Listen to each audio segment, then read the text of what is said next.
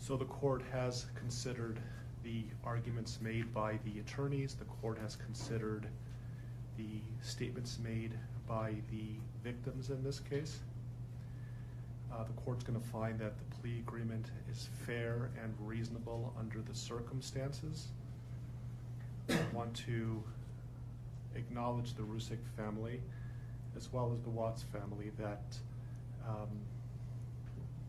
showing mercy on Mr. Watts is understood, and I respect that decision to request that the district attorney not seek the death penalty in this case. And so the court is going to accept this plea bargain under the circumstances. Words that come to mind when I hear the evidence in this case are a senseless crime and the viciousness of the crime. And equally aggravating in this court's determination is the despicable act of disposing of the bodies in the manner in which they were done in this case. I've been a judicial officer now for starting my 17th year, and I could objectively say that this is perhaps the most inhumane and vicious crime that I have handled out of the thousands of cases that I have seen. And nothing less than a maximum sentence would be appropriate, and anything less than the maximum sentence would depreciate the seriousness of this offense. So the court is going to sentence Mr. Watts as follows. With regard to count number 1, murder in the first degree as it relates to Shanann Watts, the court is going to sentence you, sir, to a life sentence in the Colorado Department of Corrections, followed with no possibility of parole. And that is going to run consecutively to all but counts 3 and 4. With regard to count 2, as it relates to murder in the first degree with Bella, the court is going to sentence you to life in the Colorado Department of Corrections with no possibility of parole.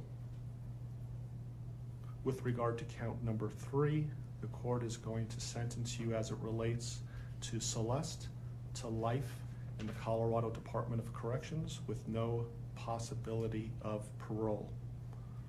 With regard to counts 4 and 5 relating to Bella and Celeste as a different theory of first-degree murder, the court is going to sentence you to life in the Colorado Department of Corrections, and legally those sentences must run concurrently as a different theory of first-degree murder.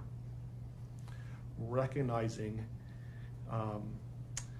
the unlawful termination of pregnancy for the unborn child that has been named Nico, the court absolutely believes that the maximum sentence of 48 years would be appropriate to run consecutive to the other charges, with an additional mandatory parole period of 3 years as set forth by statute. With regard to count number 7, as it relates to tampering with a deceased body, as well as counts 8 and 9, each a class 3 felony, the court is going to impose a maximum sentence of 12 years each for those counts to run consecutively to the other counts. The court is going to order that the statutory fees be paid and court costs. The court's going to grant the prosecution 91 days to file a notice of restitution, and that will be the sentence of the court.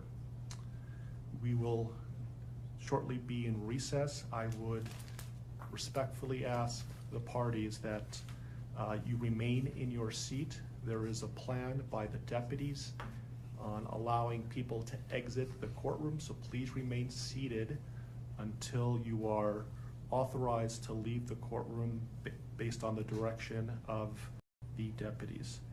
Deputies, I would respectfully ask that you take this defendant into custody and have him serve the rest of his life in the Department of Corrections. We are in recess.